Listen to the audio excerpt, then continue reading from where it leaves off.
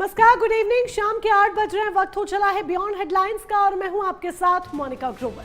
Beyond headlines में हम लाते हैं आपके सामने वो तमाम बड़ी खबरें जिनका सटीक विश्लेषण करना सबसे ज्यादा जरूरी है। और 2027 में विधानसभा चुनाव है और चुनाव से पहले उत्तर प्रदेश की सियासत में सुगबुगाहट साफ देखी जा रही है। किस तरफ से बयानबाजी हो रही है, कैसे वार पलटवार हो रहा है और ये वार पलटवार किस तरीके से राजनीतिक भाषा की मर्यादा को पार करता हुआ दिख रहा है, कैसे वोट बैंक को साधने की कोशिश हो रही है, आज इसी का सटीक विश्लेषण हम आपके सामने करेंगे।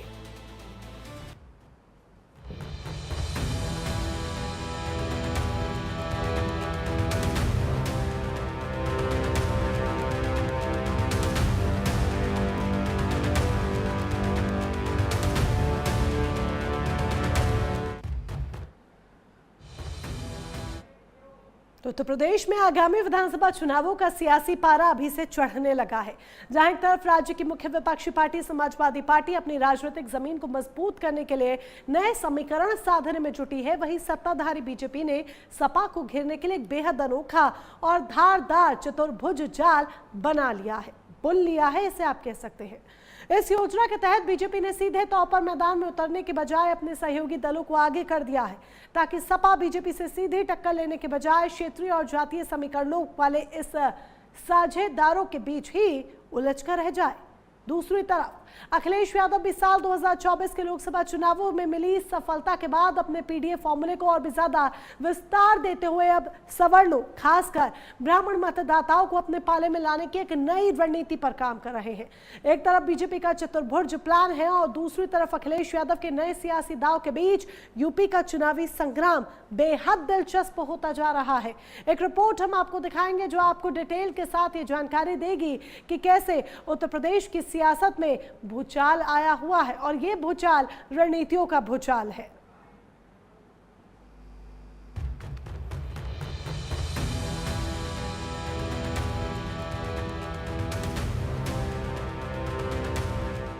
यूपी की सियासत में भले ही सपा और कांग्रेस के गठबंधन की तस्वीर अभी पूरी तरह साफ न हुई हो, लेकिन बीजेपी ने बिना वक्त गवाए अपनी माइक्रो मैनेजमेंट रणनीति को जमीन पर उतारना शुरू कर दिया है।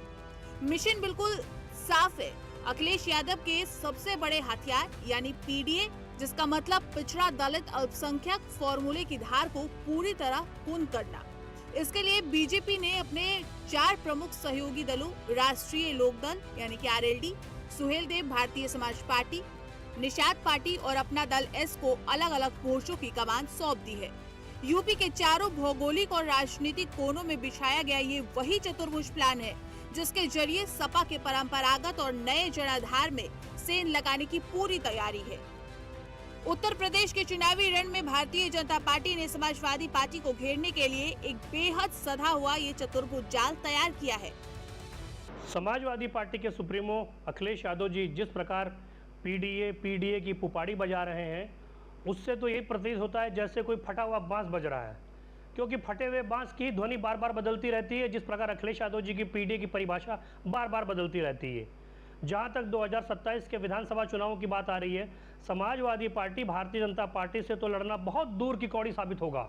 उससे पहले समाजवादी पार्टी को सुहेलदेव भारतीय समाज पार्टी से लड़ना होगा, अपना दल से लड़ना होगा, निषाद पार्टी से लड़ना होगा, आरएलडी से लड़ना होगा। समाजवादी पार्टी के लिए एनडीए के जितने भी सहयोगी दल यही काफ़ी है।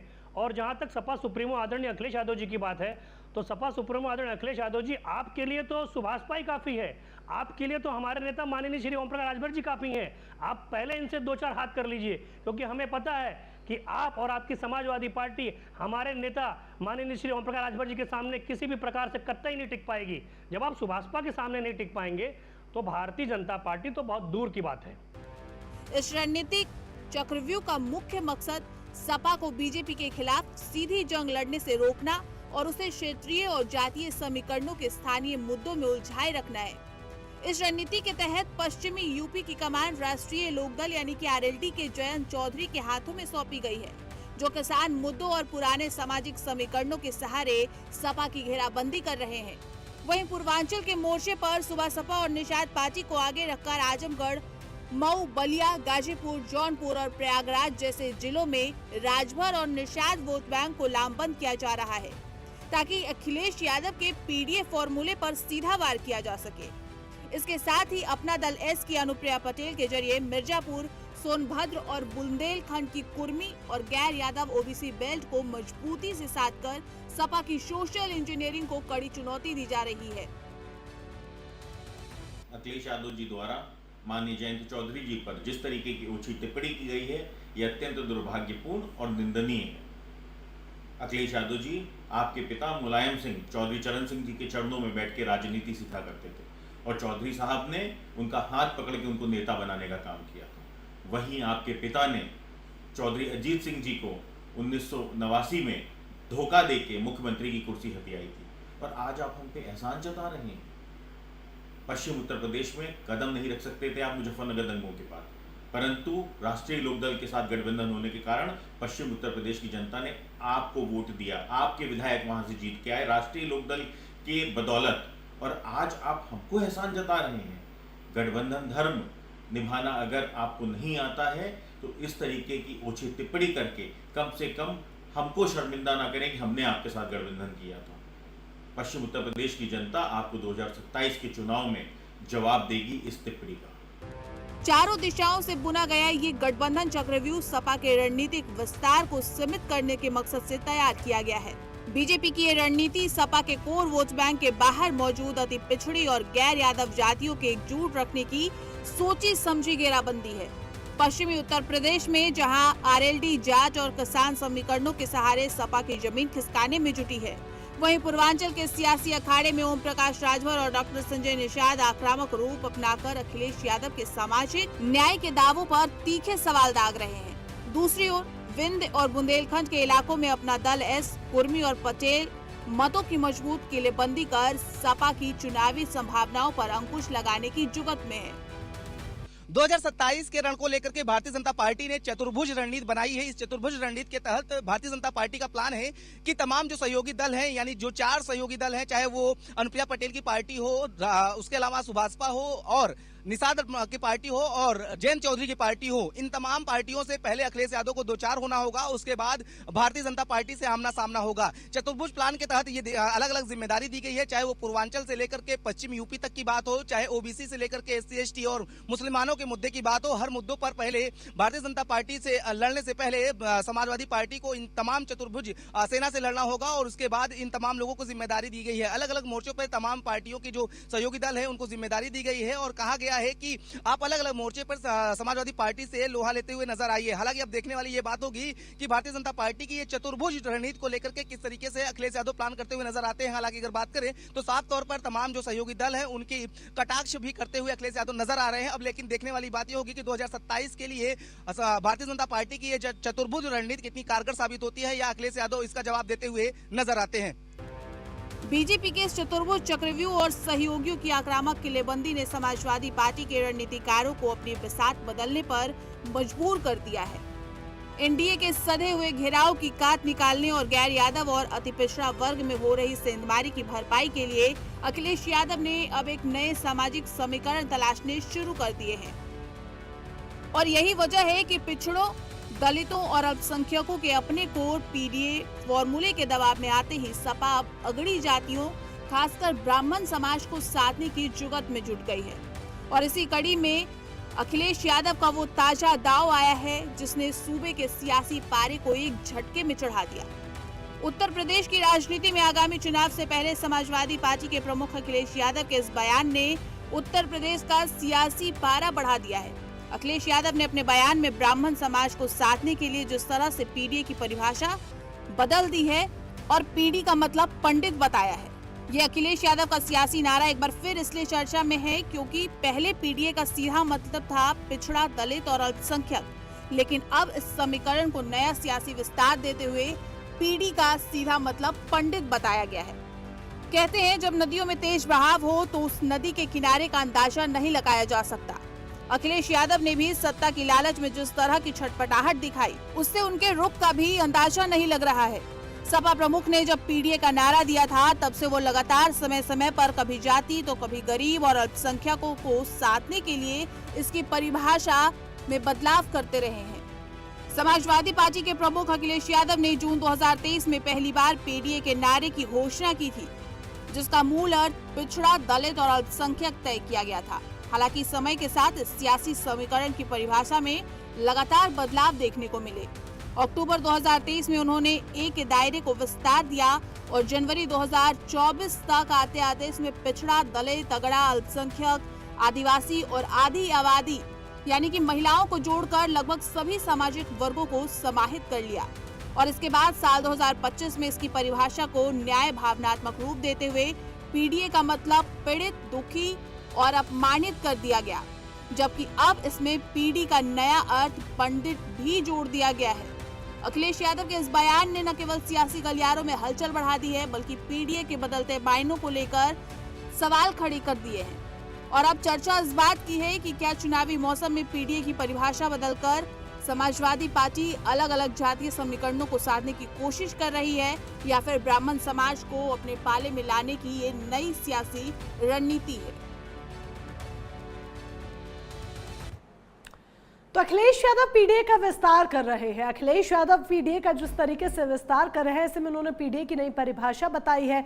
उधर बीजेपी का भी चतुर्भुज प्लान देखने को मिल रहा है। ऐसे में कुल मिलाकर अगर इसके एंड पॉइंट पर पहुंचे तो वो 2027 के विधानसभा चुनाव ही है, जिसको लेकर जोर आजमाइश हर एक पार्टी इस वक्त करती हुई दिख रही है।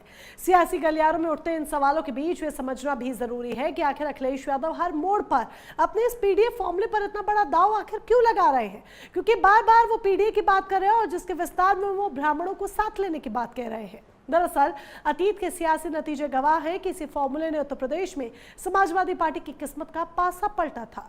जब 2024 के लोकसभा चुनाव में बीजेपी के अजय माने जाने वाले रथ को यूपी में रोका गया, तो उसकी सबसे बड़ी रीढ़ यही सोशल इंजीनियरिंग बनी थी। आइए आंकड़ों और नतीजों के जरिए समझते हैं कि कैसे 2024 के दंगल में अखिलेश का ये सियासी हथियार पूरी तरह से गेम चेंजर साबित हुआ था। 2024 के लोकसभा चुनाव में अखिलेश का पीडीए फॉर्मूला कैसे हिट हुआ था, इसी को लेकर आइए विस्तार से आपके सामने आंकड़े रखते हैं, पूरी बात आपको समझाएं। अखिलेश यादव ने 2024 लोकसभा चुनाव में पीडीए फॉर्मूले से बीजेपी को यूपी में पीछे धकेला। उत्तर प्रदेश की बात करें तो 24 के लोकसभा चुनावों में अखिलेश आगे रहे थे। 80 लोकसभा सीटों में सपा को 37 सीटें, कांग्रेस को 6 और बीजेपी को 33 सीटें मिली थी। 2024 में अखिलेश यादव ने अच्छी परफॉर्मेंस दिखाई थी इसी फॉर्मूले के तहत। चुनावी विश्लेषकों के मुताबिक सपा की जीत का सबसे बड़ा कारण पीडीए फॉर्मूला रहा और यही एक बड़ी वजह है कि 27 में भी अखिलेश इसी पीडीए फॉर्मूले को लेकर चल रहे हैं। पीडीए का मतलब था पिछड़ा, दलित, अल्पसंख्यक, पीडीए। लेकिन अब वो ये कह रहे हैं कि पीडीएम का जो पी है वो पिछड़ों के साथ पंडितों का भी है।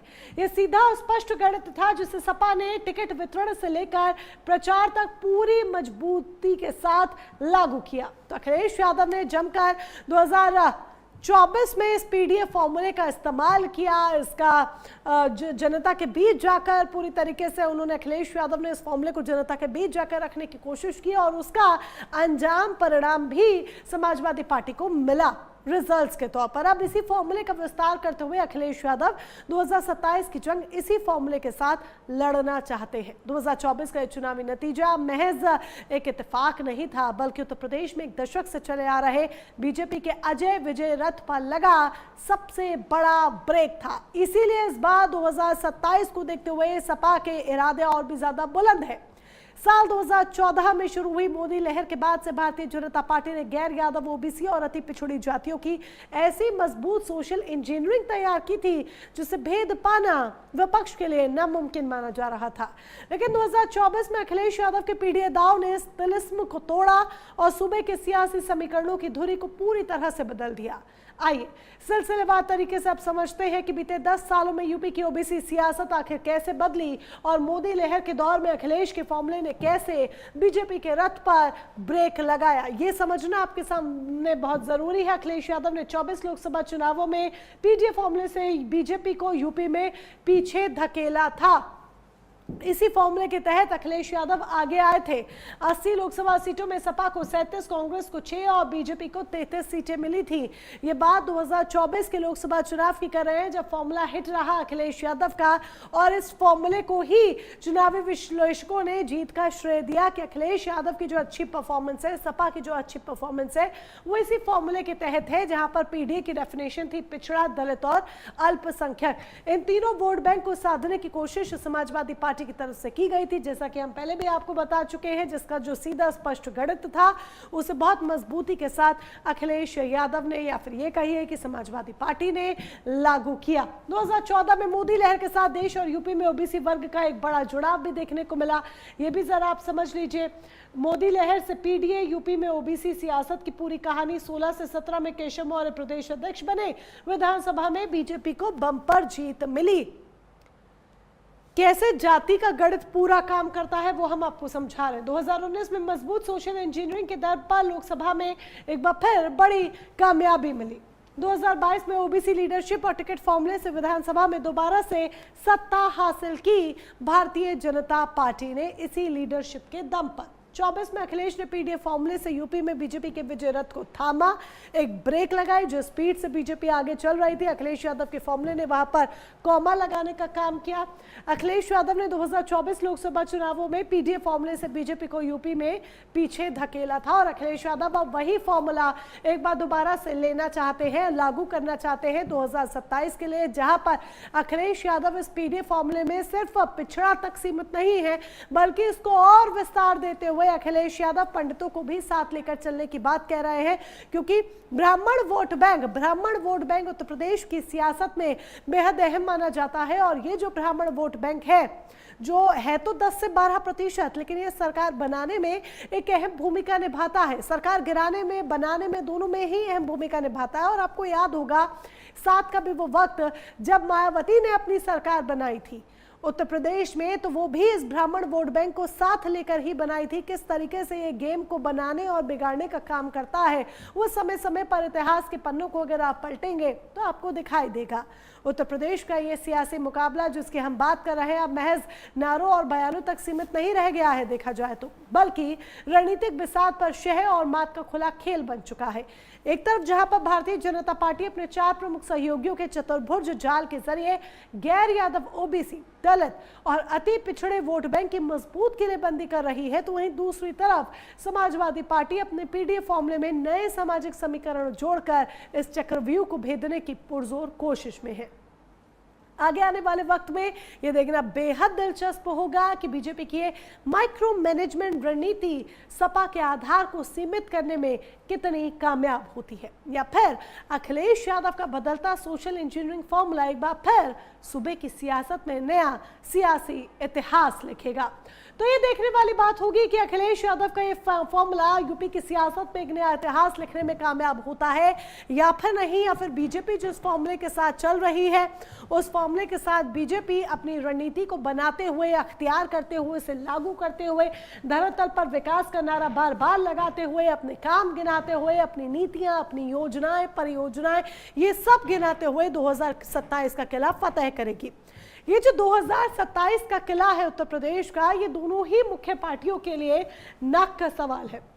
बीजेपी को ये इसीलिए नाक का सवाल है क्योंकि जिस तरीके से विकास की रफ्तार की बात बीजेपी करती है, जो दावा करती है, वो बीजेपी को दिखाना है कि हम जो दावा करते हैं वो धरातल पर भी है और जनता का प्यार, जनता का भरोसा हमारे साथ है और जनता हमें ही चुन रही है। लेकिन अखिलेश यादव के लिए ये इधर या उधर दोनों में से एक पाले को चुनने की बात है। क्यों? क्योंकि 10 साल से सत्ता से दूरी है।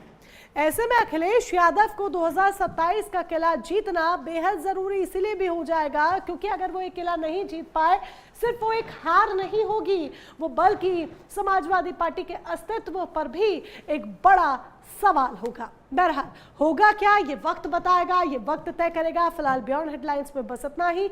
बाकी तमाम खबरों के लिए बने रहिए प्राइम न्यूज के साथ।